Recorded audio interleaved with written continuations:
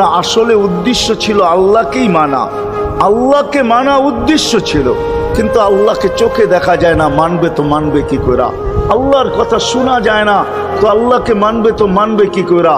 আল্লাহকে তো দেখা যায় না, আল্লাহকে তো আল্লাহর কথা শোনা যায় না, আল্লাহকে ধ্যান ধারণায় আনা যায় না, কোনো ধ্যান ধারণার ভিতরে আনা যায় না যে আল্লাহর আকৃতি এরকম। আল্লাহকে ধ্যান ধারণায় আনা যায় না, বর্ণনা দিয়া শেষ করা যায় না, আল্লাহর বর্ণনা দিয়ে কেউ শেষ করতে পারবে না। কোরআন বড় কিছু আমাদেরকে বুঝাইছেন, অনেক বুঝাইছেন যে আল্লাহর বর্ণনা দিয়ে শেষ করা যাবে না। আল্লাহ শুধু আল্লাহ না, 99 নাম দেখলেই বোঝা যায় যে আল্লাহকে। আল্লাহ শুধু আল্লাহ না, আল্লাহ 99টা পদের অধিকারী। বিদায় আল্লাহ ধরা ছোঁয়ার বাহিরে আল্লাহ মানুষ প্রশ্ন করতে পারে, আপনাকে মানবো তো মানবো কি কইরা, পাবো তো পাবো কি কইরা? তো আল্লাহ আসান করছেন যে আমার নবীর আদর্শের ভিতরে আমি লুকায়িত আছি। ফুলের ভিতরে যেরকম ঘেরান লুকায়িত থাকে, আমার নবীর আদর্শের ভিতরে আমি লুকায়িত। নবীর আদর্শ মানতে থাকবে, আমাকে পাইতে থাকবে। এই জন্যই রাসূলুল্লাহর আদর্শ দরকার, সিরাত দরকার, কেরিয়ার দরকার। আর কেন আপনি আদর্শ মানবেন না? জীবনটাই তো আপনার জন্য আমার জন্য ছিল, ঠিক না? চোখের পানি ছিল তো আপনার জন্য, চিৎকার ছিল তো আপনার জন্য, রাত ছিল তো আপনার আমার জন্য, দিন ছিল তো আপনার আমার জন্য। দুনিয়ার কোনো মুহূর্ত নাই যেখানে যে আপনাকে আমাকে ভুলে গেছেন, এমন কোনো মুহূর্ত নাই। আরশে যাইও আপনাকে আমাকে ভুলেন নাই। যখন আরশে গেছে আমার বিবেক বলে ওইখানে হারায়া যাওয়া দরকার ছিল।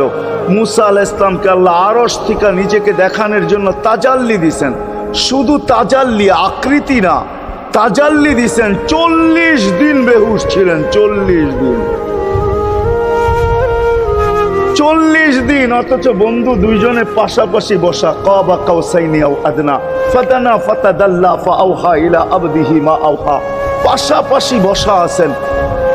তীর ধনুক থাকলে আপনাদেরকে আমি দেখাইতে পারতাম কতটুকু কাছে হয়েছিল। এরকম কাছে হারায় যাওয়া দরকার ছিল। আল্লাহ যখন জিজ্ঞাসা করছেন কি চাইতে আসছেন, আসআলুকা উম্মতি, এইখানে উম্মত চাবো না তো আর চাবো কি? এই সুযোগ পাবো আর পাবো কখন? এই টেবিলে উম্মত না উঠলে উঠবে কোথায়? এরকম কাছে হব তো হব কখন?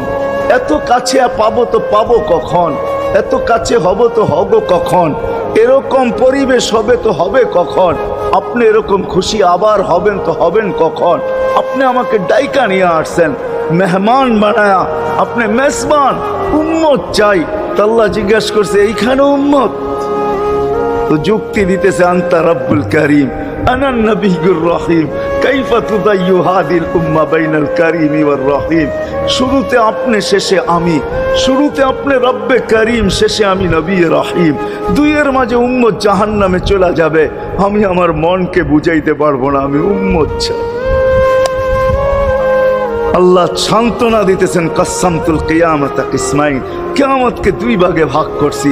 আমি জানি আপনি একাই চিৎকার দিবেন কিয়ামতের মাঠে উম্মতি উম্মতি বইলা, আর কেউ উম্মতকে স্মরণ করবে না। নবীরা তো মাকেও স্মরণ করবে না, বোনকেও স্মরণ করবে না, সবাই নাফসি নাফসি বলবে। আপনি উম্মতি বইলা চিৎকার দিবেন। বিদায় কিয়ামত আপনার আর আমার মাঝে ভাগ, আর কারো মাঝে না। সালতো তা সাফি তো সাফা, ওই দিন আপনি চাইতে থাকবেন, আমি দিতে থাকবো।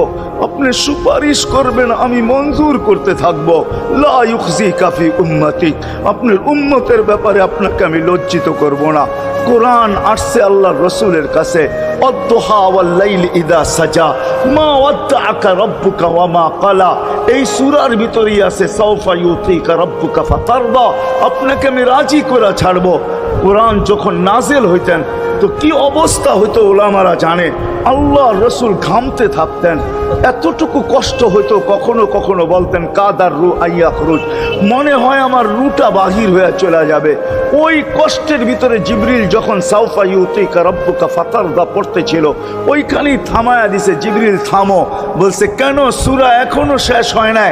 বলছে থামো, আল্লাহ আমাকে রাজি করতে চাইতেছেন, আমি এই মুহূর্তেই আল্লাহর কাছে কিছু চাইতে চাইতেছি। বলছে তোমাকে সাক্ষী রেখা। বলছে কি চাবে? তো চিৎকার দিয়া বলতেছে ইলাহি লান আরদা, ইলাহি লান আরদা হাত্তা ইয়াকুনা ওয়াহিদ মিন উম্মতি ফিন নার। ও মাবুদ,